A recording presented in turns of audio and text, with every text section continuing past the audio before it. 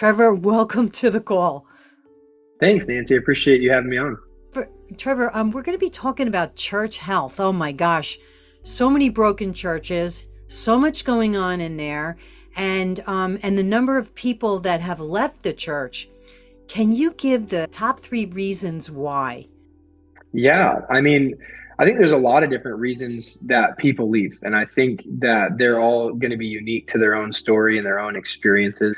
But when we're looking at it from a macro perspective of looking at some themes of reasons why people leave, I talk about a number of different things within brick by brick. I think probably one of the leading factors is the different amounts of abuse that are happening within the church. It feels like there's scandals being released almost on a weekly basis, and ranging in different types of abuse, right? It's not all the same. But I think that has to be one of the top reasons where, people are hurt by the church or hurt by, leaders within it or the system itself or being rejected. I mean, there's so many different ways that people can be hurt. But even just to start out, Nancy, I mean, you're talking about the fact that the church is broken. It's not surprising because the church is led by broken people, right? We don't expect perfection. We don't expect our leaders to, do everything perfectly the first time. But it just is the spirit in which that it's led in humility and repentance, that if there are mistakes, that people are willing to own those things and then, turn and be restored. I mean, it's all the same things that we all go through in our individual lives, but the Bible is super clear about holding teachers to higher standards, that they are the ones that are supposed to be the examples in righteousness. I mean, you look at Titus and the description of what an elder or leader is supposed to be in the church is really specific and really difficult. It's a high bar, and I think that's meant to be there on purpose. And so when we see, the different amounts of abuse that are happening all the time, and it feels like we become more and more aware, and it makes you wonder, is the abuse new and it's this big rampant thing all of a sudden, or has it always been there, but we just haven't had access to the same kind of information? And I would generally lean towards, the information being that, we have social media and the internet and ways to get those stories out there. I think that it's always been there. I think it's just a matter of that we're more aware of it now than we've ever been. And people are also feeling emboldened to actually come out and share their stories or to say the things that have happened to them, and where, in years past, maybe their, initial reaction would be to sweep it under the rug. And so abuse is definitely one of them. I think that another one is, that people are seeing in leadership that there's a hypocrisy of how they run things. They'll say one thing out of their mouth, that these are values that they hold and that they want to follow after, and then live a totally different way. We see this a lot in celebrity pastor culture where they talk from stage that it's not about money, but then they're wearing $2,000 jeans and living a really lavish lifestyle. And we see this emphasis that we'd rather follow teachings of a celebrity pastor from across the country than going to a local congregation where a pastor is faithful to shepherd the 60 to 100 people. I mean, if you look at Pew Research, the average church in America is only 60 people. So I know there's plenty of pastors that are shepherding their flock righteously and with faithfulness and doing a good job, but they can't compete with these $1 million marketing budgets and the fancy lights and the fog machines and whatever. Which leads to the third reason, which is, I really think that our consumerism culture here in America, I'm really careful within Brick by Brick to talk about only the church here in the US. It's all I can speak to, because that's been my experience. I don't think that Christians in China have the same issues that we do. And so it's really important to talk about, when we're talking about the church, I'm really talking about the church in America. So I did want to make that distinction. But we have a very consumeristic culture, and the church has really tried to create a culture like the world does, which is trying to attract people into the church. So whether that being, having really big, fancy, loud events or concerts or movies or whatever. And the reality is that the world does media a lot better than Christians do. I just, the way that it is, at least currently, most, some of the new media coming out, so like The Chosen and things like that are brilliant and really done well with cinema and with the right cameras and professional actors and all those things. But historically, at least over the last 30 years, there's all kinds of content being created that feels like a knockoff from the world rather than their own unique content. So it looks like we're finally coming out of that, but it does feed into that consumerism culture where if people walk into the church and their experience is, well, this just feels like a concert, but not as good as the one I went to last night. Well, why am I even coming to this if all they're trying to do is just emulate the world? Then I don't need that, right? I already have that in my everyday life. And so people aren't seeing a big enough difference between the church and the world. So they're like, well, if it's virtually the same, then I might as well just stay. And so those are kind of three really wide scale. There's a lot of things that fit under that. But like I said, I feel like everyone's reasons for leaving church may be different. My title being Brick by Brick, Reconstructing the Deconstructed. The focus of my book is not to tear down the church. This is not a church hit job. I have to make a point to say that in every interview that I do, because it really is a book that's meant to address hard topics that a lot of people don't want to talk about, because we need to talk about them. They need to be discussed in local congregations.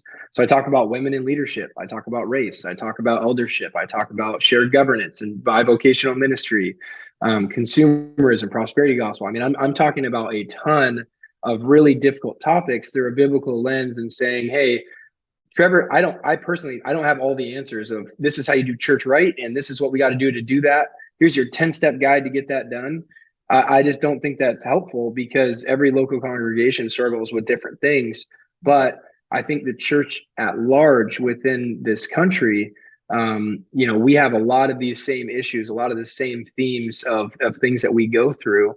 And my hope is that people read the book, and it's a good starting point for discussions that lead to further health in the church. Because I love the church. I believe in the church. I think God set it up in a really good way. And my hope is that, that the church can return or move forward, I should say, into a new season where it's a lot healthier than it is now. Mm-hmm. Well, Satan seems to have had his way in so many churches that have dissolved, and he has put himself in the center of the church and made it, like you said before, almost like a circus. It's kind of crazy how, Yeah. how people are attracted to that. If there's good coffee, if they singing good songs, these are the things that they're looking for. But are they hearing the message? That's Trevor. Right. What are they hearing that is drawing them in like this? Yeah, I think there's a number of different things. Like I was mentioning earlier, in the late 90s and early 2000s, there was a big trend of what is called seeker-sensitive churches, which is that they create programs and they create services to attract people to come in. And on its face, it's not all bad, right? And again, I got to be really careful. I don't want to throw that baby out with the bathwater, right? Like there's a lot of good things that are happening. There are people that have been saved in these situations. And it's one of those things where there's a lot of, we were talking before this, you ask, why do people not leave abusive churches or things that are happening? And it's because they experience some level of personal transformation while at that church. And so they always want to give the benefit of the doubt, which is, again, not a bad thing. But when we're in a situation where, again, we're emulating the world and we're trying to attract people to come in, what we're doing is creating a consumeristic mentality where, people that attend these congregants, they're saying, hey, I want to just come in. I want to be served, right? I want to come in. I want to grab my coffee. I want to sing a couple songs. I want to hear a message. I want to feel like I got fed. And then I'm going to leave and go about the rest of my Sunday. And then I'm not going to do anything else. And I'll come back next Sunday. And I just expect you to serve me. And so what's happened is we've created this culture where most people are okay with 10% of the people, right? The staff or less, 10% or less of the people doing 90% of the work. But when you read the New Testament, it actually talks about how every believer is empowered with spiritual gifts. They have talents, they have things to offer the body, and they're meant to participate, right? We're supposed to be active participants. And so when you're doing a seeker-sensitive model where you're teaching them, it's all about the customer, it's all about the consumer, do whatever makes everybody happy, tickle their ears, water down your theology, don't teach truth, just make it a humanistic, go get a message, and do all these things to get people in the door, instead of realizing, hey, what people are attracted to is Jesus, right? Hmm. They're attracted to transformation. They're attracted to their lives being transformed, right? I love the song growing up, like, Lord, take my heart and conform it, take my mind and transform it, take my will and conform it to yours, Hmm. right? We've lost this mentality of us coming to the altar, to the to the sacrifice floor and saying, Lord, like, here's my life. I want to give myself to whatever you're doing in Hmm. my life. Hmm. And so in my book, I even talk about this paradigm of what if we could flip that on its head. Instead of 10% of the people doing 90% of the work, what if it was 90% doing 10%, right? Many hands make light work. And Hmm. when we're looking at the church through this lens of how is it serving me? How is it feeding me? Hmm. You're missing the point, which is what if Yeah. you went throughout your entire week and you were praying, Lord, give me a word for someone on Sunday. Lord, give me a Yeah. vision that I can share. Lord, give me something that I can bring. Hmm. Help, inspire me to do whatever. Help me to lead worship or play bass or serve at the greeting table, whatever. And you come in prepared, and on Sunday you come in with the mentality of what am I bringing to church instead of what am I going to get from church. And Hmm. weirdly enough, just like the Bible, it's all these paradoxes. If you go in with the mentality of, man, what can I give? Weirdly enough, there you receive more than you would ever receive on a normal Sunday anyway. Because when you serve the Lord and do what you're called to do, you get the spiritual benefit of doing that, right? But you got to be careful, because then you tell people that and they're like, oh, if I obey the Lord and do what he asked me to do, then he'll make me prosper. And I'm Yeah. like, no, when you're Yeah. quoting Jeremiah, God is talking specifically to Israel about prospering them. What we are promised by Jesus all throughout the Gospels is we will be persecuted. There will be hardship. We will face trials of many kinds, right? The Hmm. Bible is littered with promises like that. Yeah. And so when we think of prosperity, we're thinking of, oh, riches and wealth and nice cars and big houses and boats and all these things. Yeah. And God's like, no, first of all, in Jeremiah, I'm talking specifically to Israel. When I call them out of Babylonia after their exile, they will return to prosperity. Hmm. That's what Jeremiah is talking about right there.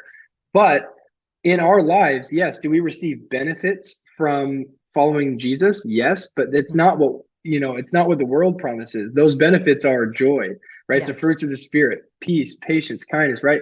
All of those things are the promises for obeying him. And so we have these two things that I think are plaguing a lot of churches, and a lot of them are subversive. There's a lot of churches that wouldn't even claim that they prescribe to the prosperity gospel, but you listen to the person talking before they take the offering, and it's a whole lot of, hey, the more you give, the more you'll get. So people are giving thinking that that means that the Lord will return tenfold the money that they donated, and it's like, no, that's not how it works. That might be, but what the Lord does promise is that what we're sowing into the church when we're tithing, Hmm. the return is going to be spiritual fruit, right? And Yeah. but it's really hard when churches are operating on the budget that they are. They need to get a certain amount of tithe. I remember talking about how much tithe we're getting every Sunday and what that looks like yearly. And then we do our yearly budget and it has to come out of tithe. And I just am like, man, and I talk about these different possibilities. Again, it's not prescriptive. It's just, hey, let's talk about it. What if instead of the majority of our budget going to the building or salaries, what if the majority of it went to, hey, we have to have this small slice for the operation of the church, keeping the lights on and food and all that kind of stuff. But what if instead of salaries and building, we're spending it now on benevolence and Hmm. ministry and Hmm. serving in the community and getting out there and telling people Yeah. about Jesus? And so I'm a really big proponent of the conversation about bivocational ministry. I honestly think a lot of churches are going to go that direction in the next decade or two, Hmm. as a natural trend, because it's a beautiful thing when a pastor doesn't have to worry about his family, eating because he's getting paid, or getting paid from a different job, and then everything they're giving to the church is of their spiritual gifts and their talents. Hmm. And so I just propose, what would that look like for us to spread out the tasks? Because yeah, it would be way too difficult to expect a head pastor to do the job of a head pastor of what we expect currently, and then Yeah. also go work a full-time job. Yeah, Hmm. that'd be really challenging, right? Hmm. But what if there's a decentralization of power where instead of one guy doing all of these tasks, now it's, hey, there's 12 people doing all of these different tasks and all of these different things, splitting up the crisis counseling and the preaching and all of the things that we pay pastors to do. What if we split that up between 12 or 14 or whatever number you want to come up with, and that person works a full-time job? They have what they're gifted in. They're doing that. Because right now in the current system, in most churches, there's one man at the head, and they're responsible to teach and to preach and to shepherd and to do all the things that we're asking them to do. But like I talk about in the book, not every teacher is a good pastor, and not every pastor is a good teacher. They're separate giftings. Like in the Bible, they literally list them out separately. And so I just look at it through this whole lens, and I apologize if this is a way longer answer than you're looking for. But when you're looking at the prosperity gospel and you're looking at consumerism, there's a few small solutions that you could make that would alleviate, those false teachings and setting up a culture that doesn't reciprocate itself. There's a lot of different ideas out there of things that can be done that you could even argue the early church was doing that might benefit us now to break out of those types of mentalities. Trevor, where can they get this book? Yeah, so anywhere that books are sold, so Amazon, Barnes and Noble. You can go to my website, trevorwhitman.com, learn a little bit more about me. And I actually wrote another book a couple of years ago revolving around servant leadership. And so if you wanted to pick that up for you and your team, that's available on Amazon as well. But yeah, this is something that I'm just praying that the church can grab onto and be challenged in a way that is really glorifying to the Lord. Wonderful. So what would you like to leave my audience with today? And just know that I'm growing alongside you. Like I said, I don't pretend to have all the answers. I think it's just a starting point and a conversation starter. But just know that I'm rooting for you, that I believe in you as an individual within your congregation to be a change agent for the better and for the Lord to use you as a vessel, that that he is excited about the giftings and the talents that he has given you. And he wants to use this opportunity right now to just speak to you individually, that if you're on the fence about using the spiritual gifts that he's given you, take this as your push to dive in, to be courageous and be the person that God created you to be. In Matthew 18:15-17, Jesus gives instructions on confronting a sinner in church. The New Testament is full of instructions on how to deal with people in the church. Are you sitting in a church agreeing with what the pastor is saying and is not God's truth? Well, do you listen to the call of God? Because God speaks to you every day. Are you listening to the call?